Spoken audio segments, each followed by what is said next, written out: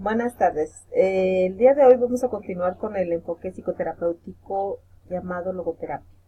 Recordemos que un enfoque psicoterapéutico es un grupo de principios que unidos se integran en una forma de hacer psicoterapia. Una de las aportaciones más valiosas que tenemos sobre Viktor Frankl es la dimensión espiritual, donde señala que los seres humanos usamos valores de actitud que son las acciones y pensamientos hacia lo inevitable, son los que dan vida a situaciones límite, son la dignificación al esfuerzo al margen de los resultados. Y estos valores emergen ante el sufrimiento, la culpa y la muerte.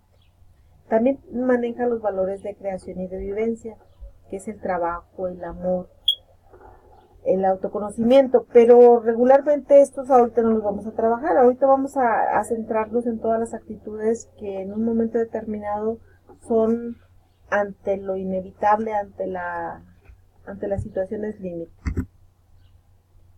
El sufrimiento, de acuerdo a Viktor Frankl, en 1988 señala que el hombre tiene un destino que limita la libertad del hombre. Este destino tiene un sentido, la libertad, que solo puede ser libertad en contraposición con el destino. La logoterapia ve en el destino la prueba definitiva de que existe libertad humana. El hombre es un ente que se ha liberado a sí mismo de las condiciones que actúan contra él, determinándolo. Esto es un condicionamiento biopsicosocial. El pasado es inalterable. El sufrimiento del destino es inalterable. Lo que caracteriza al hombre es la constante lucha del hombre entre su aceptación y rechazo al destino por un lado y por el otro su libertad. Regularmente hay muchas personas que se quejan de las experiencias que están en su contexto, pero definitivamente que no podemos controlar el contexto donde nacemos, donde crecemos, donde vivimos, con las personas que estamos constantemente, pero sí es un destino que tiene que manejarse desde diferentes actitudes. Hay diferentes actitudes frente al sufrimiento.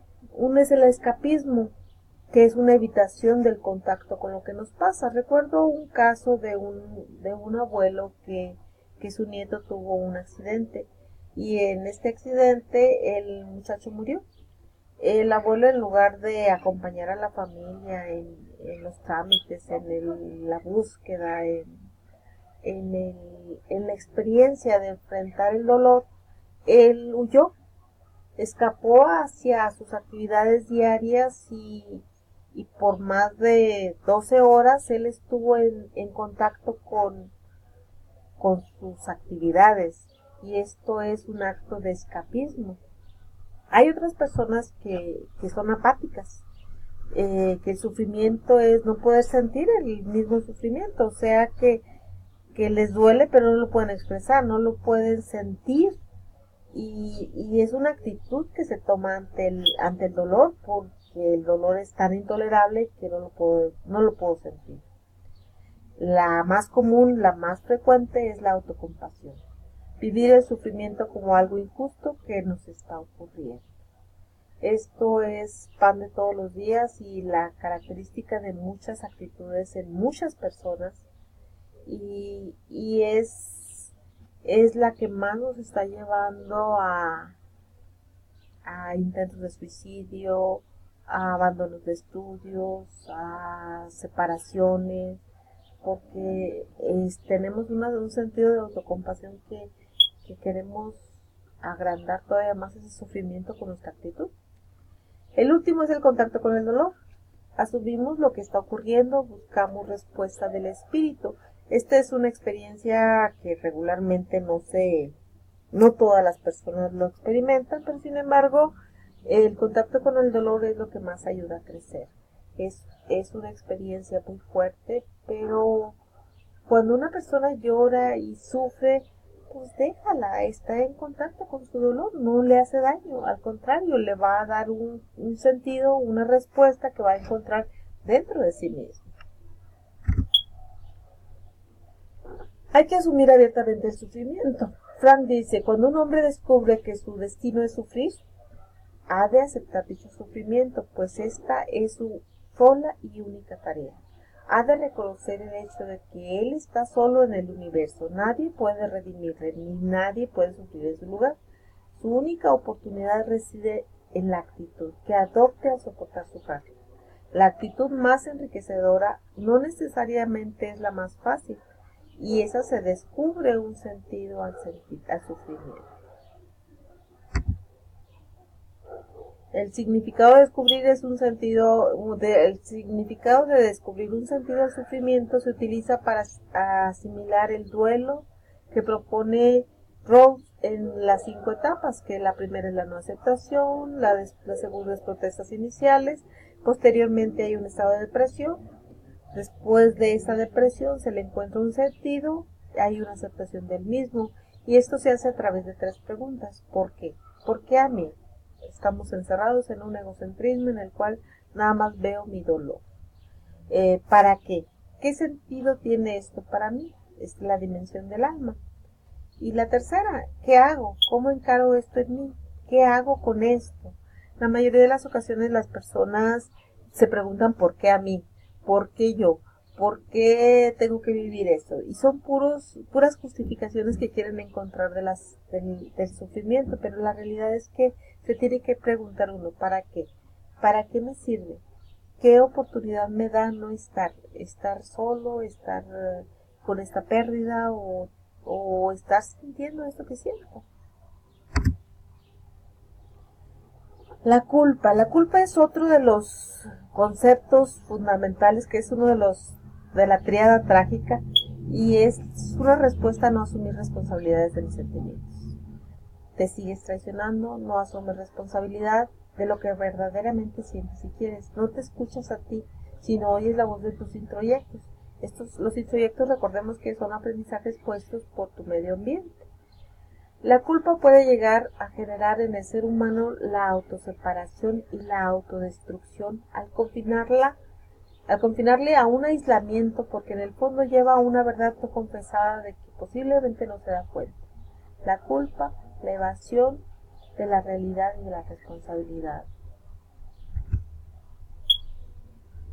La forma de trabajar con la culpa es buscar el arrepentimiento honesto, aceptando la responsabilidad para salir de la culpa. Cuando enfrentamos hechos irreversibles hay 2 caminos. Uno, la evasión por medio de decir, sí, yo tuve la culpa, no, la persona se me atravesó, etcétera. Y la otra es arrepentirnos, asumir, yo iba con alta velocidad y yo no tuve cuidado, no estaba en contacto conmigo y por eso sucedieron las cosas.